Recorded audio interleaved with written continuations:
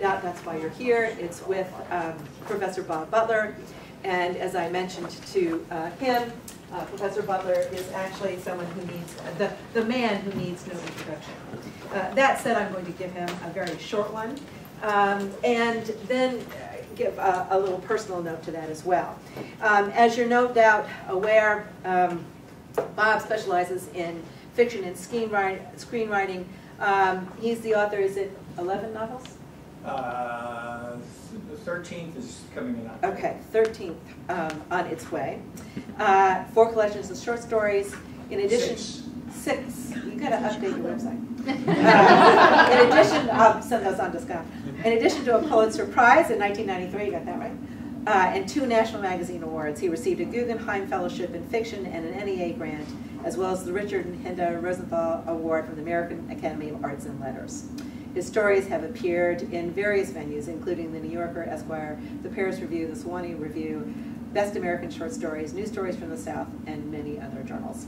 As you no doubt are aware, he holds a distinguished Francis Epps Professorship at Florida State, which is the highest accolade we can provide.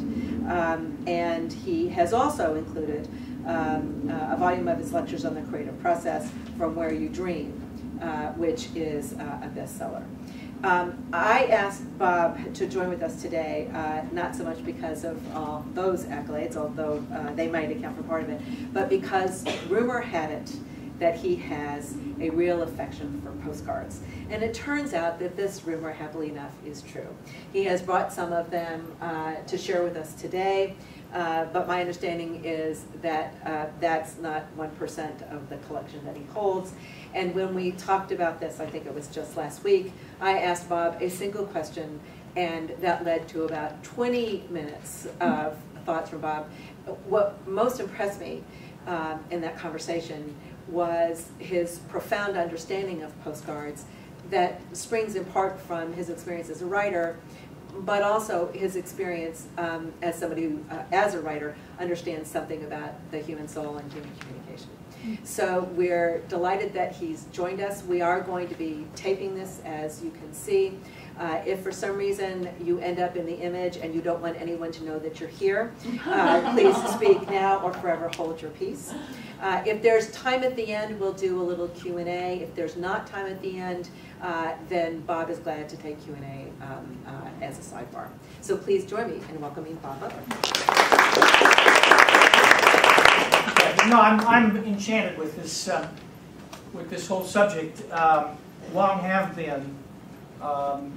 You know, as a fiction writer, and particularly one whose literary career has been most noticeably described as focused on the first-person voice, which I do. For my Pulitzer book was in the first-person voices of 15 Vietnamese expatriates living in southern Louisiana. I've written in the first-person voice for 20 years now, and access to the way in which everyday speech reflect. I mean, everyday speech is the external manifestation of the everyday mind and heart and soul, and that's, I think, as this center gets going, and the effort that this fabulous thing that you're doing with postcards and so forth progresses, the things that you folks can uniquely bring to this is the ability of the rhetorician to read the subtext of the communication, to look at what the arrangement of words implies and conveys, not just about the intellectual, thoughtful content of what's being said, but the emotional subtext that is clearly implied. As I mentioned just before the break, during the break, that you know, postcards were the early 20th century's email and Twitter, that because every town in the United States had at least 2 mail deliveries a day. People could, and phones were not common, and distances were great, and 12 miles was a great distance. You could, nevertheless, write a postcard, have a thought, a feeling, some impulse, the impulse that makes people tweet now. You'd write a postcard and send it across town, and you could get a reply to that in the afternoon. I've always been a collector by instinct. My house is full of all sorts of collections, much of it paper ephemera, and I'm delighted to have all the folks to come out and just kind of hang around and sort through not only my postcards, but my advertising cards and trade cards and cigarette cards, and my collection of mug shots, and even there's everyday writing. I mean, there's everyday writing found in all sorts of things. I have a shoe collection, for example. You can read the shoe, and I will read the shoes for you if you come visit. But when I've got into postcards, I quickly recognized, and I love the images. There's and I adore the fact that you're doing the rhetoric of image. But I was particularly struck by the messages on the backs. These 10, 15, 20 words of impulsive expression. And I began to collect for that. Now, granted, even everyday writing, not all everyday writing is created equal. And so it's a very labor-intensive hobby because no postcard dealer in the world separates cards for the backs. It is the third largest collectible in the world, behind stamps and coins. There's a big infrastructure of dealers and collectors.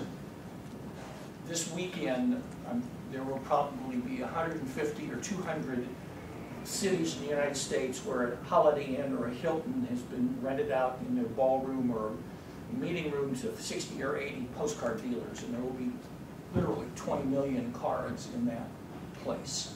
And they are fetishistic about the image on the front, but the backs are what I was fascinated with. And the qualities of the special, and there's a whole lot of head colds and why haven't you written this? I mean, that's, you know, but the gems are there, and indeed, you know, the qualities that you find on the backs of postcards are the qualities of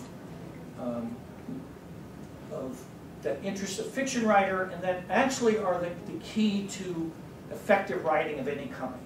The really wonderful postcards, the thing you're struck is the ability that you hear a real human voice, full of actual personality and qualities of mind and heart. And before I won the Pulitzer, I was teaching at McNeese State University, 4 and 4. I taught a lot of freshman composition.